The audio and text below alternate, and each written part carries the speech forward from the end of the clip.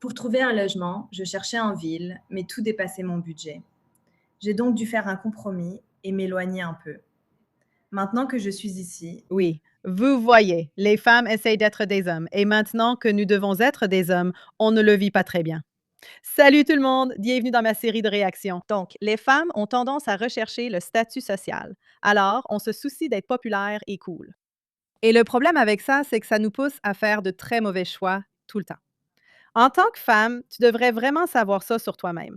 Est-ce que je veux vraiment faire ce choix ou est-ce que je veux juste avoir l'air cool? En résumé, on gâche nos vies en achetant des choses, comme des maisons, qu'on ne peut pas se permettre. On ne sait pas faire de calcul. Bref, ces femmes se rendent compte que posséder une maison, c'est pas si génial que ça. Avant de commencer, assure-toi de cliquer sur le lien dans la description. Il y a un formulaire Google. Si tu peux, merci de le remplir. Nous voulons organiser des événements dans ta ville, mais j'ai besoin de recueillir entre 1000 et 2000 emails, alors remplis-le pour moi. Merci.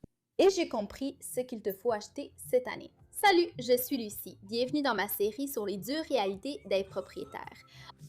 Être propriétaire bailleur semble être glorifié par ces gourous de la finance, ces gourous de l'immobilier. Mais en réalité, tu dois gérer beaucoup de problèmes. Ça a l'air super amusant jusqu'à ce que ça ne soit plus. J'ai digéré le fait d'être propriétaire depuis 5-6 ans et d'être bailleuse depuis 4 à 5 ans de ma vie. Il y a beaucoup de problèmes qui surgissent et honnêtement, ça m'a vraiment fait vivre des montagnes russes émotionnelles. J'ai dû gérer de nombreux problèmes dans la maison, comme la climatisation en panne, le chauffe-eau cassé, le réfrigérateur à remplacer, la machine à laver, le four, le lave-vaisselle, la liste est longue. J'achète souvent ces appareils chez Home Depot et Lowe's. J'ai appris qu'il faut toujours une garantie.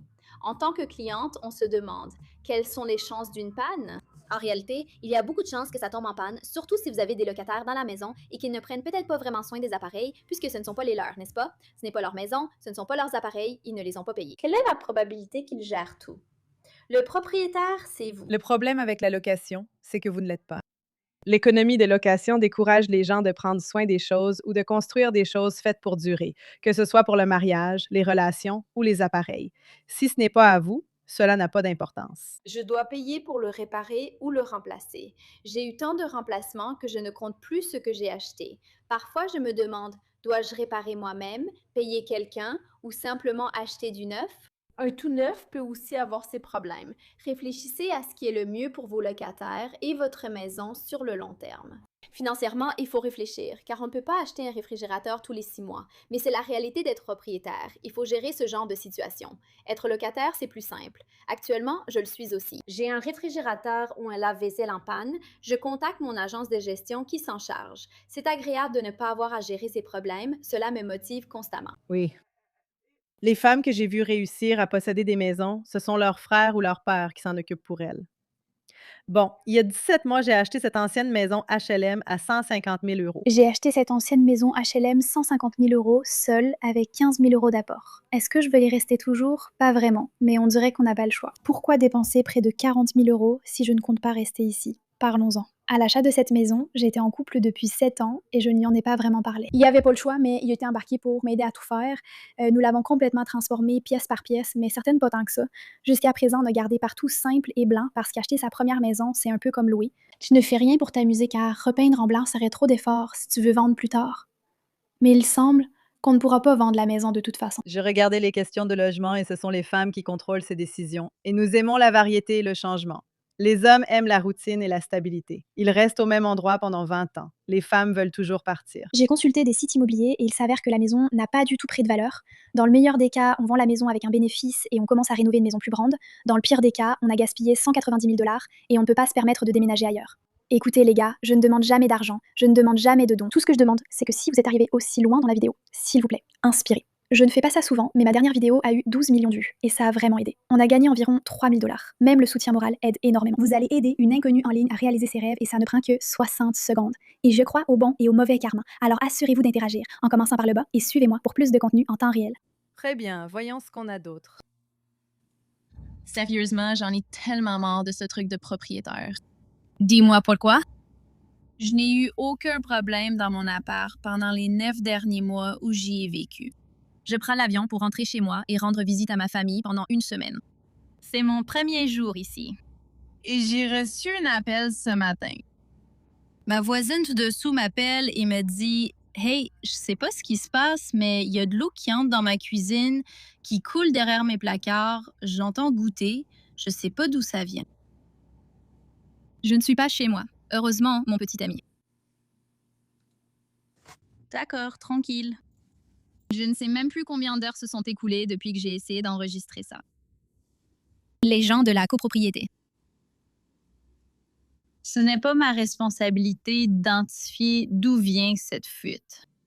J'ai engagé un plombier. Ils sont venus dans mon appartement. Bien sûr, je n'étais pas là. Ils n'ont trouvé aucune trace de dégâts d'eau, d'humidité ou de fuite dans mon appartement. Ils devraient descendre dans l'appartement de mon voisin, ouvrir le mur pour identifier d'où vient la fuite. Ce n'est pas ma responsabilité, non? Elle doit appeler un plombier et leur demander d'identifier la fuite. Et si ça vient de mes canalisations ou quoi que ce soit, et que c'est ma responsabilité, alors bien sûr, je réparerai ça. Pourquoi s'attend-elle à ce que j'engage un plombier pour qu'il aille dans son appartement et qu'il ouvre les murs pour identifier cette fuite? Pourquoi est-ce que je paierais pour ça? Évidemment, ça tombe pendant un long week-end où le bureau du syndic est fermé. Donc, il ne m'aide pas. Elle n'aide pas. C'est quoi ce bordel? Quoi, ouais? Encore une fois, il y a beaucoup de problèmes avec les locataires. Des locataires qui ne partent pas, des locataires qui ne prennent pas soin de tes affaires. Je ne sais pas, je pense pas que je pourrais jamais faire de la location. Je voulais juste parler du regret d'être propriétaire. Maintenant que je suis sur le marché immobilier, je ne pense pas avoir fait un bon choix. Et maintenant, je suis coincée ici pour au moins 5 ans. Sinon, je vais perdre de l'argent. Je pensais que cet appartement était un appartement clé en main. Ce n'est pas le cas.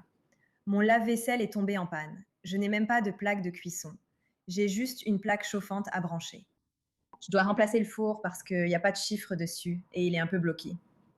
Et je dois l'allumer et l'éteindre directement au mur. Le drainage de la cour ne fonctionne pas. On dirait qu'il y a de l'humidité en dessous.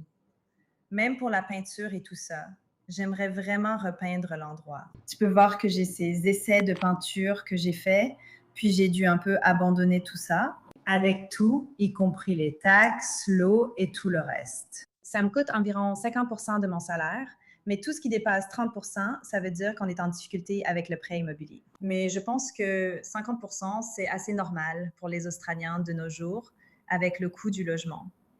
Je n'ai vraiment pas pu me permettre de faire grand-chose. L'argent que j'ai, je dois en quelque sorte le dépenser pour la maison. Ça absorbe vraiment tout l'argent qui me reste. Donc, ça prend aussi tout mon temps libre. Je travaille à temps plein et le week-end dernier, j'ai passé la majeure partie du week-end à m'occuper du jardin. Ce week-end, j'ai fait quelques autres tâches qui devaient être faites. J'espère qu'une fois que j'aurai fait ces premiers changements, je devrais consacrer moins de temps à cet endroit. Et avant, je vivais plutôt en ville. Et maintenant, j'ai déménagé un peu plus loin. Je suis dans la banlieue sud-est. Je dois juste dire que je trouve la région assez ennuyeuse. Donc, j'ai passé environ 9 mois à chercher un endroit, et c'est parce que je cherchais plutôt en ville et que les prix étaient tout simplement hors de ma portée. J'ai donc dû faire un compromis à la fin. J'ai dû m'éloigner un peu plus et maintenant que je suis ici, Oui, tu vois, les femmes veulent être des hommes, mais quand il faut l'être vraiment, c'est pas facile. Je suis propriétaire de mon logement, mais je préfère louer. Je suis propriétaire depuis l'âge de 23 ans, mais maintenant, à 28 ans, je préférerais être locataire. Voici quelques raisons. D'abord, j'ai juste envie de changer d'environnement, mais en tant que propriétaire, je me sens extrêmement coincée. J'ai acheté cette maison comme investissement à une période de taux très bas, ce qui rend mon crédit immobilier moins cher que les loyers des lieux où je voudrais vivre. Je dois constamment peser la décision financière. Est-ce que je vends ma maison? Est-ce que je la mets en location? Dois-je acheter une autre maison et gérer tous les coûts et tracas liés? Deuxièmement, il y a les équipements de luxe. C'est quelque chose qui m'a vraiment manqué parce que je n'ai loué un appartement que pendant 2 ans et ce n'était pas un appartement avec des équipements parce que j'étais économe. Et oui, Parce que quand on est seul, on n'a pas besoin de tout cet espace. On n'en a pas besoin. donc pendant le COVID, il se passait vraiment rien. Et il y a quelque chose de tellement cool et pratique à avoir tous les jours. Chose. Il veut être à la fête. Vous pouvez tout faire sous un même toit, sans voyager ni prendre rendez-vous. Troisième point, Tout est accessible à pied. Les appartements sont souvent situés dans des quartiers prisés où tout se fait à pied, charmant et proche des restaurants, activités, sentiers et parcs. Et comme acheter une maison dans ces centres-villes pleins de charme coûte une fortune, je ne vis pas dans l'un de ces endroits. Je dois soit prendre la voiture pour aller quelque part, soit faire le tour de mon pâté de maison encore et encore, soit affronter l'une des autoroutes les plus dangereuses pour atteindre des endroits qui sont à des kilomètres. Et rien de tout ça ne me semble amusant. As-tu déjà quitté le statut de propriétaire pour devenir locataire? Comment as-tu vécu ce choix et ta vie s'est-elle améliorée? Parce que j'envisage sérieusement de louer, mais je ne sais pas vraiment comment m'y prendre. J'ai été propriétaire, oui. Que lui conseilleriez-vous? Donnez vos conseils paternels en commentaire. Loue ta maison pour payer un loyer ailleurs, c'est astucieux. D'accord, les gars. Je peux seulement évoquer les avantages à long terme. Nous y avons tout investi quand les taux étaient bas et à 49 ans, nous avons pu acheter sans crédit immobilier pour la retraite après avoir vendu. Avoir la liberté de voyager et de faire ce qu'on veut sans frais mensuels est incroyable. C'était intimidant à l'époque, mais je suis contente qu'on ait fait ce qu'on a fait. Oui, c'est ça le truc. Elle veut faire la fête quand elle est jeune parce qu'elle pense sûrement que ça lui donne plus de chances d'attirer un beau garçon. Tu sais, on critique toujours les femmes qui sortent. Mais franchement, tu ne rencontres pas ton mari en restant à l'intérieur, je peux te le dire. Dites-moi ce que vous en pensez dans les commentaires. Je vous aime. Merci d'avoir regardé. Likez la vidéo. Abonnez-vous à la chaîne. On se retrouve la prochaine fois.